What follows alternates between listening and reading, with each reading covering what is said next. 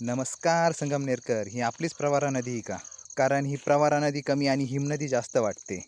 ह्याच हिमनदीचे निवेदन देण्यासाठी आम्ही सकाळी सकाळी निघालो संगमनेर नगरपालिकेकडे. आज थंडी थोडी जास्तच होती. तेव्हा म्हटलं जाता जाता बघून तरी जावा चहा किती गरम होता. आता चहा पिऊन झाल्यानंतर आम्ही तिथून थेट नगरपालिकेकडे गेलो. जाताना बघितलं कचरा वगैरे कुठेच नव्हता. स्वच्छता चांगली ठेवलेली आहे. सर्वजण जमा झाल्यानंतर मग काय आम्ही तिथनं निघालो निवेदन देण्यासाठी. शेवटी प्रश्न आपल्या हिमनदीचा आहे. हिमनदी बघायला लोक हिमालयामध्ये जात आहे. आपल्याला संगमनेरमध्ये बघायला भेटते, त्याच्यामुळे त्याची काळजी घेणं पण आपलं कर्तव्य आहे. तसा तर आज शनिवार होता, पण मागच्या बाजूनी जागा असल्यामुळे आतमध्ये जाता आलं आम्हाला नगरपालिकेमध्ये. मग काय हिमनदीचा प्रश्न असल्यामुळे हिमनदीचं तर निवेदन द्यायचं होतं. मग त्याच्यासाठी सरळ देवरे साहेबांच्या कॅबिनमध्ये चढाई केली. आतमध्ये चढाई केल्यानंतर मग देवरे साहेबांनी आमचे मुद्दे ऐकून घेतले. त्याच्यानंतर मग त्यांनी इंदोरला घटना दूषित पाणी 17-18 जण दगावली. आणि मला एक कळत की 1857 स्थापन झालेली ही नगरपालिका. त्यावेळेस ठीक आहे, लोकसंख्या कमी होती, त्यावेळेस फक्त 12चीच गाठर चालायची. आणि एवढं पूर्ण एकूण जर एवढं विस्तार झालेलं आहे, एवढं पूर्ण आहे. आपण नगरपालिका सत्ताधाऱ्यांच्याच ताब्यात होती, सत्ताधारी मंत्री होते, सगळ्या काही गोष्टी होत्या. एसटीपी प्लांट सारखा एखादा येऊ शकत नाही. तर जागेचा विषय आहे, तुम्हाला पण माहित आहे.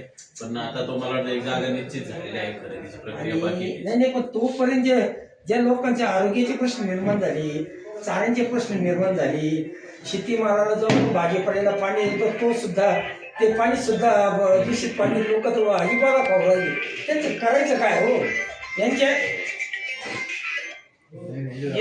आम्ही देवगावचे पाणी पुरवठा नदीमध्ये आम्ही पूर्णपणे पाणी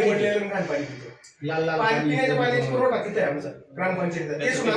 नदी नाले किंवा इतर गावातून पण येतात, ते पण नद्यामध्ये मिक्स नियोजन देतात, पण त्याच्या आजपर्यंत कोणतीही खेडेगावात एक पण पाणी नदी मिक्स आता प्रश्न कसा आहे माहितीये का? पहिली बारांचीच एक गटर होती. आता काय झालेले आहे, जिकडे तुमचे साईबाबाचं मंदिर आहे का, अंडरग्राऊंड एक गटर इथे बघ, ती गटर आहे नदीत. आमची स्वतःची विहीर आम्ही वर खांडलेली, ते पाणी तिला अटॅच झालं. दुसरी माळुंगीची, तिसरी बालनची, चौथी नाटकीची आणि पाचवी भादरवाडीकडून येणारी. आणि त्याच्यानंतर सगळ्यात महत्वाचं की गुंजाळ्याची गटर देखील आपल्याकडे हे आता ते डॉक्टर साहेबांचं पहिलं दवाखाना मेडिकल तिकडून तिकडे अटॅच झालेले आहे. दुसरी गोष्ट सगळ्यात महत्वाचं पाहिजे, एक सत्य सांगतो की घोलेवाडी आणि संगमनेर बुद्रुक यांची हद्द आहे. काही लोक तिकडे राहतात, काही इकडे राहतात. त्या गटरी सुद्धा त्याला मेन गटरीला अटॅच केला म्हणजे काय आता हे नाले जिकडून येतात तिथं मध्ये जे काय आता असतं, म्हणजे उद्योगधंदे असतील किंवा गाडीत काय काय येतं, लोकांचा गुमहोत येतो सगळा. कारण की शहरातल्या लोकांची ते टॉयलेट डायरेक्ट सोडलेले आहेत लोकांनी. नाही, श्वास खड्डेच आहेत आपले 90%, थोड्याफार प्रमाणात असतील. नाही तर गटारीमध्ये जुन्या भांड्याचं किंवा इतर पाणी येतं, संडाचं पाणी डायरेक्ट येतं. श्वास खड्ड्यातलं पण गटारीमध्येच येतं पर्क्युलेट होऊन परत. ते काही ते श्वास खड्ड्यात सगळी जिरते अशातलं भाग नाही. बऱ्यापैकी शोषखड्डे असे की जे जुने आड होते लोकांनी त्याचे शोषखड्डे केले. शोषखड्डे नाही, बहुतांशी सिमेंटच्या टाक्या जुन्या गावात पूर्वी आड होते प्रत्येक वाड्यात इथं, ते शोषखड्ड्यात रूपांतरित केले. ते खाली पर्क्युलेट होतं, ते सगळं परत कुठे येतं, मुख्य प्रवाहातच येतं, नदीकडेच येतं. आणि हे सगळं पर्क्युलेट झालेलं पाणी म्हणजे काल जे नदीला एवढा फेस दिसत होता तो काही एक दिवसाच नाही ना. मधला जो गॅप पडला, जेवढे दिवस पाणी नव्हतं नदीला, ते सगळं साचलेलं मुरून ते रोज विहिरीमध्ये उतरत होतं. ते तसं येत होतं शेतातला. आम्ही गावात अनेक लोक, माझ्या स्वतः विहिरी फिल्टर नाही, असं जास्त येणार पाणी सगळं लोक पिके. आता त्याच्यानंतर काही लोकांनी फिल्टर बसवले, तर फिल्टर म्हणून काय होतं, त्यातले विषाणू विषद्रव्य जे आहेत, विषद्रव्य काय निघतायत का सगळे फक्त मिनरल काय एकदम वरच्यावर, फक्त त्यातले क्षार कमी होतात, बाकी त्याच्या पलीकडे काही होत नाही. ती विषद्रव्य सगळे माणसं पित आहेत रोज, लहान मुलं आहेत, गरोदर माता आहेत. त्याच्यानंतर ही जनावरांना जे पाणी, शहरात तुम्हाला जे दूध येतं, मांस येतं, भाजीपाला येतो, हे सगळ्या गोष्टींमध्ये त्या पाण्याचाच अंश ना. यात जे आर्सेनिक वगैरे हे सगळं येतं, तर तिथं कॅन्सर सारखे आजार होणार, त्यातनं पोटाचे आजार होणार. म्हणजे हा काय फक्त गावाकडच्या लोकांचा प्रश्न नाही, हा शहरातल्या लोकांचा पण प्रश्न आहे, नगरपालिकेच्या हद्दीत राहणाऱ्या लोकांचा पण प्रश्न आहे, म्हणजे तुमचा आमचा सगळ्यांचा. त्या दृष्टीनं तातडीनं म्हणजे ते एसटीपी प्लॅन करायची, आणखी काय करायचं, आणि खरं तर एसटी प्लॅन करून सुद्धा नंतर सुद्धा ते नदीत सोडणं चुकीचं आहे पाणी. त्याची काय व्यवस्था करता येईल त्याच्यावरती विचार करायला हवा. नाही, एसटीपी प्लॅनचं जे काही पाणी निघणार आहे ते वाटर हो. ते याच्यापेक्षा खराब असणार आहे.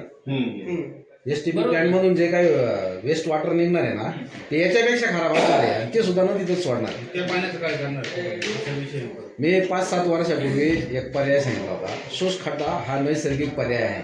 तुम्ही जिथं जिथं हे पाणी जातं ना तिथं जर मोठे शोष खड्डे जर केले तर निदान ते भूगर्भामध्ये जिरून पाजूनचं व्यवस्थित होईल. पण आता काय झालंय, आता काय 3 कोटी लिटर संगमनेरला रोज दिलं जाते. मग 3 कोटी लिटर पाणी, स्वच्छ पाणी अगदी धरणातलं ते स्वच्छ पाणी हे खराब करून तुम्ही नदीला सोडून सगळ्या नदीकाठच्या पाणी पुरवठ्याच्या योजना त्याच्या माध्यमातून सगळ्या गावातल्या लोकांचं आरोग्य धोक्यात आलंय. अगदी तळेगाव पाणी पुरवठा सुद्धा इथूनच जातो. म्हणजे तळेगाव पट्ट्यात सुद्धा हेच पाणी जाते. टँकरनं सुद्धा हेच पाणी जातं. आणि साधा सगळ्यात साधा एक नैसर्गिक पर्याय आहे का नाही? तालुका हेच पाणी. तुम्ही जे म्हणले ना या 4-5 फाटे जे आहेत तिथं जर जागेवर आहे ना मोठे खड्डे स्थिरीकरण तलाव करा. नाही, तुमचं चांगलं सूचना चांगली आहे. मोठ्या श्वासाची. मोठे सोस खड्डे जर केले ना चांगले खोल करा ते पाणी भूगर्भात जाईल. नदीची वाळू किती आहे, नदीची वाळू पण राहिली नाही त्याच्यामुळे ती किती भिजणार आहे. पण या नदीच्या काठीला वाळूचा मुद्दा जो आहे कमी झाल्यामुळे ऑटोमॅटिक फिल्टरेशन कमी झालं. कमी झालं. नैसर्गिक. नदीच्या काठीला जी जागा आहे ना तिथं खनन चांगलं आहे, माती आहे. आणि तिथं जर तुम्ही हे केले आणि त्याचा स्थिरीकरण तलाव जर केला. नाही, चांगली सूचना मांडली तुम्ही. मी पण शिवसाहेबांनी याचे ना कानावर घालतो. पण याचे ना तातडीने अंमलबजावणी झाली. आणि हे वाळूमुळे जे काही खड्डे झाले वाळू उपशामुळे आणि वाळू कमी झाली त्यामुळे तुम्ही म्हणले ते फिल्ट्रेशन कमी झालं. नैसर्गिक होतच नाही ते. ते कमी झालं. त्याच्यामुळं तातडीने हे बंद पण केलं पाहिजे वाळूचं. त्याच्या दृष्टीने नगरपालिका असेल किंवा बाकी इतर लोकप्रतिनिधी असेल सगळ्यांनी ठरवायला पाहिजे की शहर म्हणून आपल्या माणसांचं आरोग्य म्हणून किती गरजेचं आहे ते किमान शहर हद्दीमधलं वाळूचं उत्खनन बंद झालं. साहेब याच्या अगोदर आहे ना आता कारखाना चालू होऊन 40-50 वर्ष झाले असते. आपलं हेच चाललंय सगळ्यांच. नदीला पाणी येते, जाते, आरोग्य खराब होते. सोल्युशन कोणीच काढलं नाही आणि मानसिकता नाही पत्र तुम्ही म्हणता ना हो मानसिकता नाहीये. ऐका आणि फुलेवाडीचं असल्यामुळे कसं ते आपल्या नाही, नाही, तुमच्या हद्दीत तसं नाही. जबाबदारी तुमची नाही, कशी आहे? MPCB मार्फत आपण हे करू. यांचं पाणी आपल्या फुलेवाडीचं सुद्धा जे वाटर आहे नाही, टाळत नाही मी. मी काय म्हणतो आपण तुम्ही म्हणजे त्याचा नगरपालिका effect टाळता होतो. नाही येणार. हो ना, हो ना. आमच्या हद्दीत नाही म्हणून येताना पाणी कुठून येत आहे? MIDC असो किंवा साखर कारखान्याचा असो आपल्या किंवा दुसऱ्या बरोबर पाणी असो येताना येत आहे ते नगरपालिकेच्या हद्दीत. त्याला तिथं बॅन करा ना मग. हा तिथं बॅन करा. मी सांगतो काय MPCB मार्फत आपण नोटीस वगैरे पाठवून कारवाई करायची विनंती करू. दुसरं काय होतं तुम्ही म्हणजे आपल्या नगरपालिकेला दंड झाला किंवा दंड तुमचा दंड जो आहे तो दंड तुम्ही भरायला मोकळे व्हाल. पण आमचं आरोग्य ते पैसे रिटर्न येणार भरले दंडामुळे लोकांचे झाले ते. त्याच्यामुळे तातडीनं उपाय केले पाहिजे आणि फार वेळ नाही घेतला पाहिजे. आम्ही 8 दिवसात तुम्हाला म्हणजे 8 दिवसाची मुदत देतो. आता 8 दिवसात तुम्ही काय ठोस उपाययोजना करताय त्या दृष्टीनं पावलं उचलतायत ते बघू. नाहीतर 8 दिवसानं आजूबाजूच्या सगळ्या गावात लोक शहरातले अनेक लोक आहेत यांना हे कळतंय सगळं की आपण तुम्ही सुद्धा त्या दूषित पाण्याचे लाभार्थी आहात. सगळे येऊन बसू तुमच्याकडे बाकी काही कामकाज करू देणार नाही तुम्हाला. पहिल्यांदा तातडीने ह्या प्रश्नावरती काहीतरी निकाल लावावा लागेल तुम्हाला. मग सगळे मिळून लोक जे ठरवतील लोकांच्या रोषाला तुम्हाला सगळ्याला सामोरं जावं लागेल. कारण तो जीवन मारण्याचा प्रश्न आहे. असं नाही की पुढे ढकलला उद्या पाऊ पुढे म्हणजे चालपुढच्या वड्यात चालपुढच्या वड्यात करून जमणार प्रश्न नाही. तातडीनं तुम्ही काय करणार ते तुम्हाला सांगावं लागेल याचं.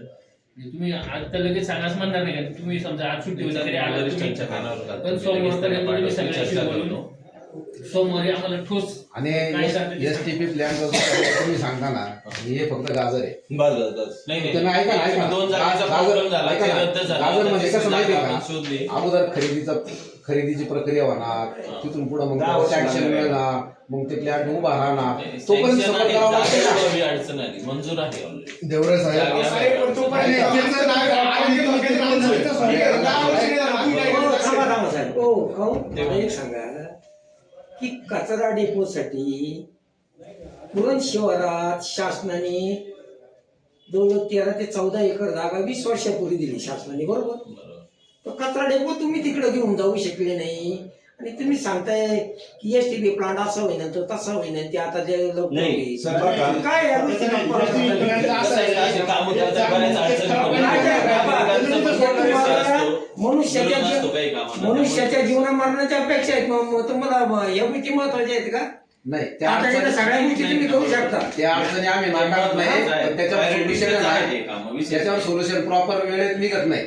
म्हणजे आम्ही मी सांगतो उद्या जागा खरेदी झाली तुमची उद्या आणि एसटीपी प्लॅन उभारण्याला सुरुवात केली किती दिवस जातील तोपर्यंत आम्ही सफर करणार का? आम्ही तेच करतो. एमपी सारखी जर घटना घडली त्याला जबाबदार कोण राहील? आणि तातडीचं पर्याय तुम्हाला काय सांगतो माहिती आहे का? उद्या काही होईल. हे प्रवाह जिथं जिथं नदीला जातात हे पाणी पितो आम्ही. तुम्ही चेक करा देवरे साहेब बरं का पहा. देवरे साहेब एवढे दिवस आहे ना काय झालं लोकांनी थकून घेतलं हा, adjustment झाली. परिस्थिती हाताच्या बाहेर गेली गंभीररित्या घ्या खूप गंभीररित्या घ्या नाहीतर आहे ना तालुका जर पेटला तर शहर 100% आम्ही काय तुमच्या सोबत जरी आम्ही असलो आम्ही 100% तालुक्यासोबत उभं राहू याच्यावरती ठोस उपाययोजना घ्या. 8 दिवसात काहीतरी बघा आमदार साहेबांशी सुद्धा आम्ही बोलतो तुम्ही पण बोला. काय होतं ते म्हणजे जैवविविधता सोबत जनावरांना पण आणि शेतीला पण आणि माणसांना पण कॅन्सर सारखा प्रकार होऊ शकतो. त्याच्यामुळं तुम्ही काय होशाल तुम्ही हे चालून ढकलून चालणार नाही. लोक लहान लहान मुलं आहे दूध सुद्धा आपल्याला प्यायला येतं. त्याच्यामुळे आहे ना हे गंभीररित्या घ्या आणि तुम्ही अध्यक्षांसोबत सुद्धा बोला. घालतो शेवटी निर्णय घ्यायचा त्यांना तुमची बाजू पूर्णपणे मांडण्याचा मी प्रयत्न करतो. आता काय आहे, 100% तो विषय शिव साहेब आणि आवेदन वगैरे विचारविनिमय केला आणि आवेदनावरती सह्या केल्या. सह्या केल्यानंतर त्यांनी 7 दिवसाचा पिरियड दिला, वेटिंग पिरियड. तसं तर हिमनदीची माहिती करण्यासाठी यूट्यूब चॅनलला सबस्क्राईब करा आणि कमेंटमध्ये